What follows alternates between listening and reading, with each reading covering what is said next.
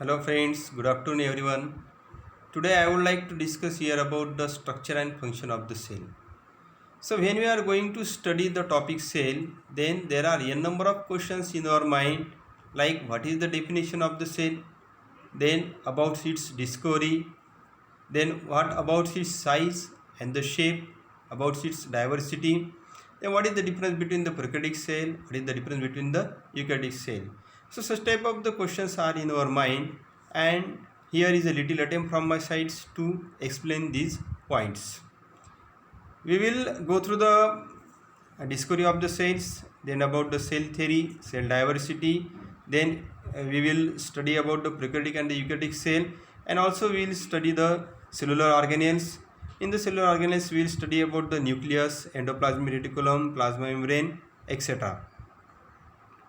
So first about the discovery of the cell. So friends, hence we are going to discuss about the discovery of the cells. Then you know that the cell is a very minute structure. Cell जो है वो very minute structure है, and to observe the cells we require the microscope. So Zachary Johnson in 1590, who was a spectacular maker, first developed the microscope. Now with the discovery of the microscope, it became very sophisticated to observe the cell.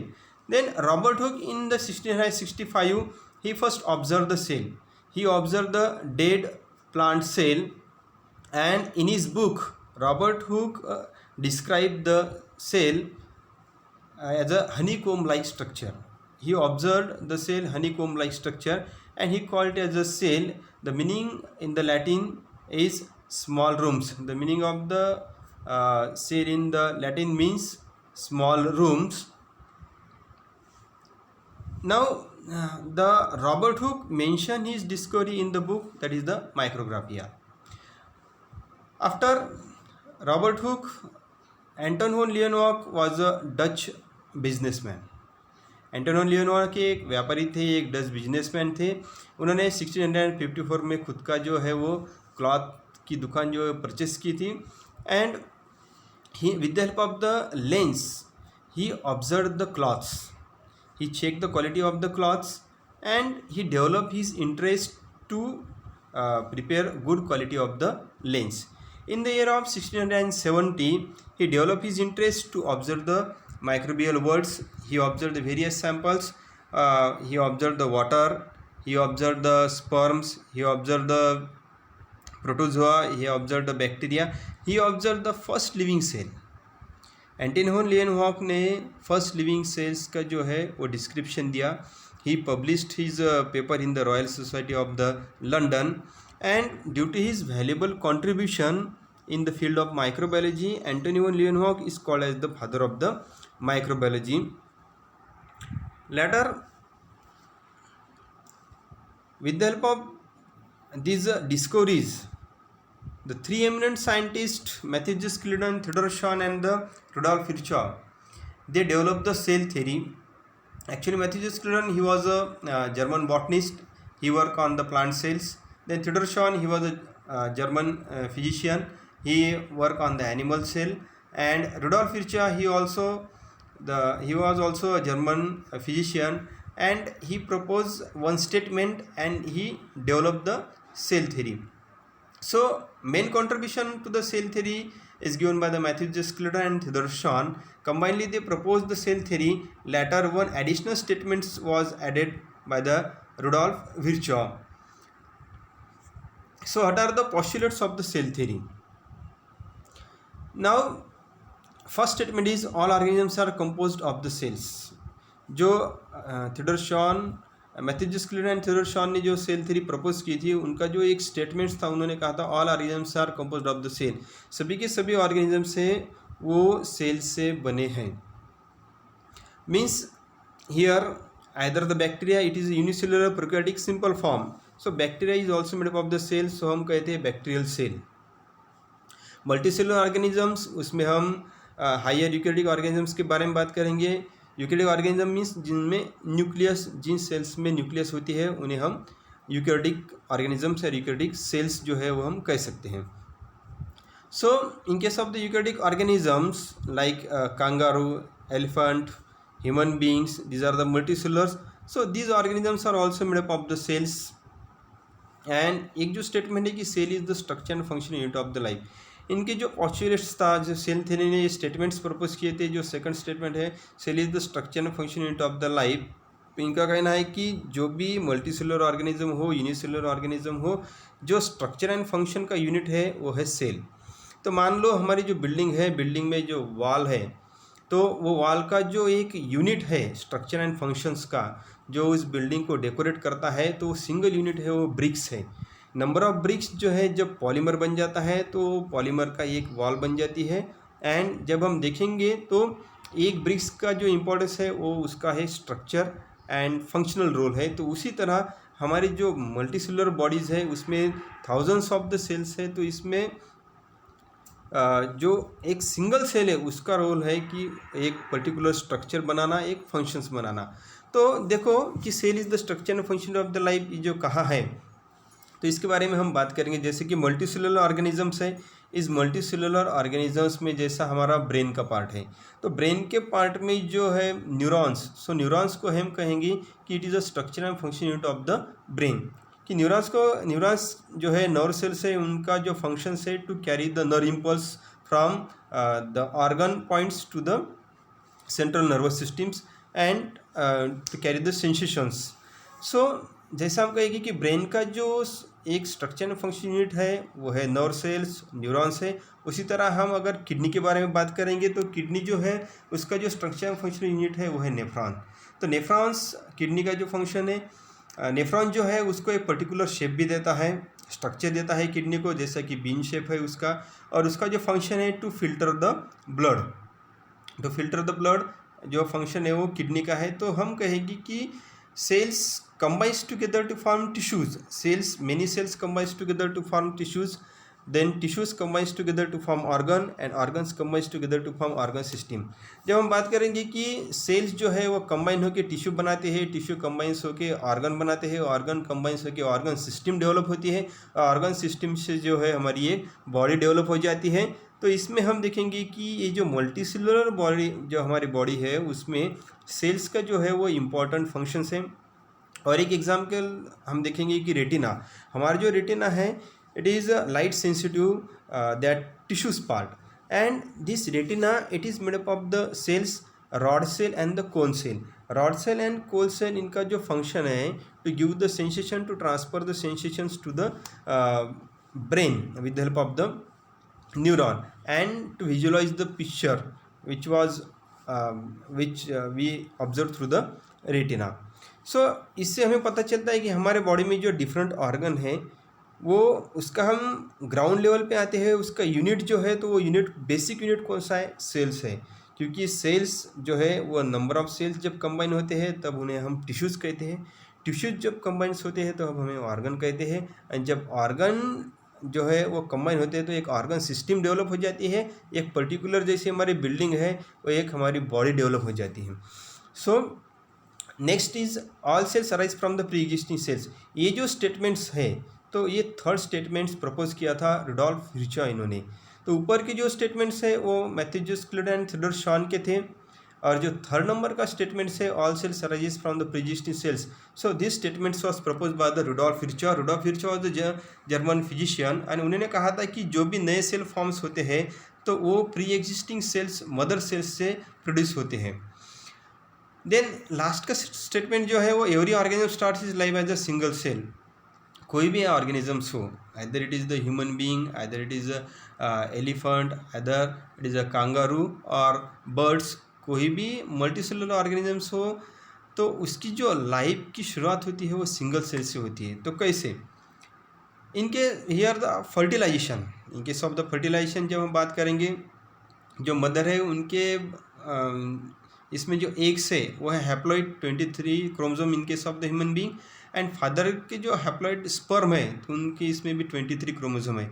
जब fertilisation होता है, union होता है, तो mail gametes unites with the female gametes, जो sperm है वो unite हो जाता है फीमेल गमीट्स के साथ जो कि एग है। तो haploid and haploid to n+n means 23 + 23 46 chromosome जो होते हैं, तो इनका फ्यूजन होने की वजह से यहाँ पे फॉर्मेशन होता है zygotes. Haploid n+n two forms 2n, that is the zygote. Zygote ये एक सिंगल सेल है. आफ्टर द फर्टिलाइजेशन जाइगोट एक सिंगल सेल है. ये सिंगल सेल का डिवीजन होके 2 सेल्स बन जाते हैं, 2 के 4 बन जाते हैं, 4 के 8. इस तरह मल्टीप्लिकेशन होते रहता है, डिवीजन होते रहता है, और इससे फॉर्मेशन होता है टिश्यूज़ का. टिश्यूज़ बनाते हैं ऑर्गन, ऑर्गन से फिर ऑर्गन सिस्टम, बॉडी और एक मल्टीसेलुलर ऑर्गेनिज्म जो है वो फॉर्म होता है. तो एक कंपलसरी नहीं कि जो सेल थ्योरी ने पॉस्टुलेट्स जो बताए थे तो वो all postulates it is applicable to the all organisms.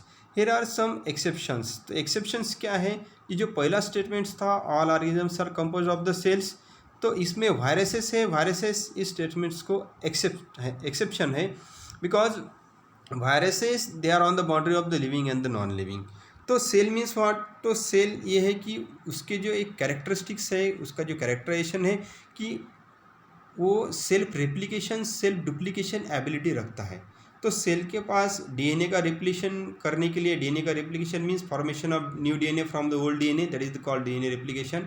Then DNA से जो बनता है वो है आरएनए, जिसे हम कहते हैं ट्रांसक्रिप्शन, और आरएनए से जो बनता है वो है प्रोटीन, तो जिसे कहते हैं हम ट्रांसलेशन. तो ये जो फिनोमिनन चालू है डीएनए रेप्लिकेशन, ट्रांसक्रिप्शन और द ट्रांसलेशन, तो उसके लिए एंजाइम्स की जो है वो नेसेसिटी है. तो सेल्स के पास जो है वो खुद के जो एंजाइम्स है. So with the help of this enzymes cells क्या करती है? उसका रेप्लिकेशंस, डीएनए का आरएनए फॉर्मेशन और प्रोटीन सिंथेसिस बनाता है. तो ये जो कैरेक्टरिस्टिक्स है वो वायरस के पास नहीं है. सो हम वायरस को सेल्स नहीं कहेंगे. वायरस जो है उनके पास जेनेटिक इन्फॉर्मेशन होती है. उनका जो है एक जेनेटिक वायरसेस 2 प्रकार के हैं, DNA viruses and the RNA viruses. So viruses they require the host cell for the multiplication. Viruses को जो है वो मल्टीप्लिकेशन के लिए होस्ट सेल की ज़रूरत होती है. फॉर एग्जांपल होस्ट सेल वो may be the plant cell हो सकती है, वो may be the animal cell हो सकती है, और may be the bacterial cell हो सकती है. So viruses they are the host specific. कोई भी वायरस किसी भी होस्ट सेल पे अटैक नहीं करता है. इसका रीज़न जो है वो है कि the receptors which are presents on the cells के ऊपर रिसेप्टर होते हैं. तो जैसे कि प्लांट वायरसेस जो है वो प्लांट पे ही अटैक करेंगे because the on plant cells there is a receptor. So and on the plant viruses there is a ligand. Plant virus पे जो है वो लिगैंड है. वो लिगैंड जो है वो प्लांट सेल्स के ऊपर जाके, रिसेप्टर के ऊपर जाके उसको बाइंड करेगा, and then he that virus it releases the genetic material. RNA और डीएनए जो है वो रिलीज़ कर देंगे प्लांट सेल में. प्लांट सेल में एंट्री होने के बाद जो वायरसेस का आरएनए और डीएनए है वो उसमें रेप्लिकेशन करेगा. It increases its number and then burst out and release the population. वैसे this same phenomenon is applicable to the animal viruses. Animal viruses जो है वो एनिमल सेल पे अटैक करेंगे. एनिमल सेल पे अटैक करने के बाद उनका जेनेटिक मटेरियल एनिमल सेल में रिलीज़ करेंगे. एनिमल सेल में रिलीज़ करने के बाद एनिमल सेल की जो होस्ट मशीनरी है, एंजाइम्स है, वो वायरसेस के डीएनए आरएनए का मल्टीप्लिकेशन करते हैं, उनकी पॉपुलेशन इंक्रीज़ करते हैं, और बर्स्ट होने के बाद वो वायरसेस को रिलीज़ करते हैं. उसी तरह जो वायरसेस होते हैं वो बैक्टीरिया पे अटैक करते हैं. तो जो वायरसेस बैक्टीरिया पे अटैक करते हैं उन्हें हम कहेंगे bacteriophage. So such type of the viruses they are the host specific. Host specific होने की वजह से उनको जो है वो खुद की उनके पास एंजाइम्स नहीं है. वायरसेस के पास एंजाइम्स नहीं है to carry out its replication. So हम वायरसेस को सेल्स नहीं कह सकते. वायरसेस जब होस्ट सेल्स के बाहर होते हैं वो डेड फॉर्म में होते हैं, and when they enters into the host cells they becomes replicative forms. When they insert their genetic material into the host cells, there occur the replication of the genetic material, there occur the production of the protein code. Viruses के ऊपर जो outer covering होती है उसे protein code कहते हैं, कैप्सिड्स कहते हैं, और वो प्लाज्मा मेम्ब्रेन की तरह नहीं होता है. प्लाज्मा मेम्ब्रेन ये आउटर मेम्ब्रेन है सेल्स की. सो सेल्स की जो आउटर मेम्ब्रेन है वो प्लाज्मा मेम्ब्रेन है. वायरस की जो आउटर मेम्ब्रेन है वो है प्रोटीन कैप्सिड है. दोनों के कैरेक्टरिस्टिक्स में डिफरेंसेस है. दूसरा जो हमने डिफरेंस कहा है कि वो सेल्फ रेप्लिकेशन एबिलिटी जो है वो सेल्स के पास है, वायरसेस के पास नहीं है। वायरसेस जब होस्ट सेल्स के बाहर होते हैं तो उन्हें हम डेड फॉर्म कंसिडर करते हैं। जब वायरसेस होस्ट सेल्स के अंदर जाते हैं तब वो एक्टिविटी दिखाते हैं। उनका जेनेटिक जो मटेरियल है डीएनए हो सकता है, आरएनए हो सकता है, तो वो इंसर्ट्स करके होस्ट सेल्स के अंदर इंसर्ट्स करके उनका रेप्लिकेशन वो कर सकते हैं या करते हैं। बाद में जो है वो है exceptions to the cell theory जो है, all cells arises from the preexisting cell. ये जो स्टेटमेंट्स इन्होंने रेडोल्फ रुर्चा ने कहा था कि कोई भी सेल्स जो बर्थ लेती है तो उसके लिए मदर सेल्स का होना कंपलसरी है। बट हम जब इवोल्यूशन के बारे में बात करेंगे, when the life originated on the earth, तो पहले हम बात करेंगे कि लाइफ अर्थ का जो ओरिजिन है वो near about 4.5 billion years ago. Earth was originated 4.5 billion years ago and complete it requires 1 billion years to get the favorable condition, to develop the favorable condition on the earth for the formation of the life. So complete 1 billion years बाद में, यानी कि यहाँ से 3.5 billion years ago the first life originated on the earth. Earth originated 4.5 billion years ago and the life originated on the earth 3.5 billion years ago. वो जो gap है वो कितने ईयर्स का है? वो है 1 बिलियन ईयर्स का। तो इस दौरान 1 बिलियन ईयर्स के इस ड्यूरेशंस के गैप पीरियड में जो favourable conditions, environmental favourable conditions develop हुए अर्थ पे, that was responsible for the formation of the first life. यानी कि यूरे मिलर एक्सपेरिमेंट में सेम कंडीशंस जो है वो ऑब्जर्व की थी, डेवलप की थी लैब में। तो उन्होंने देखा कि लैब में ऐसे favourable nutrients molecules, gases molecules produce होते हैं जो डेवलप करते हैं लाइफ को, यानी वो बनाते हैं अमीनो एसिड्स, वो बनाते हैं प्रोटीन्स, वो बनाते हैं लाइफ। तो यूरे मिलर एक्सपेरिमेंट्स की जो थ्योरी है वो सपोर्ट करती है। थ्योरी उसको कहते हैं हम थ्योरी ऑफ अबायोजेनेसिस और द स्पॉन्टेनियस जनरेशन। तो अबायोजेनेसिस और spontaneous generation means what here कि life originated from the non living things and not from the living things. यानी कि ये जो सेल थ्योरी में कहा गया था कि जो भी कुछ लाइफ फॉर्मेशन होने वाला है तो उसके लिए मदर सेल्स का होना कंपलसरी है। बट हम इवोल्यूशन की बात करेंगे तो जो फर्स्ट लाइफ ओरिजिनेट हुई थी वो non living objects, non living matter से उसका ओरिजिन हुआ था। तो ये जो थिंग्स है ये सेल थ्योरी को एक्सेप्शंस है, वो सेल थ्योरी उसको फॉलो करती नहीं। बाद में फ्रेंड्स हम बात करेंगे सेल डाइवर्सिटी के बारे में।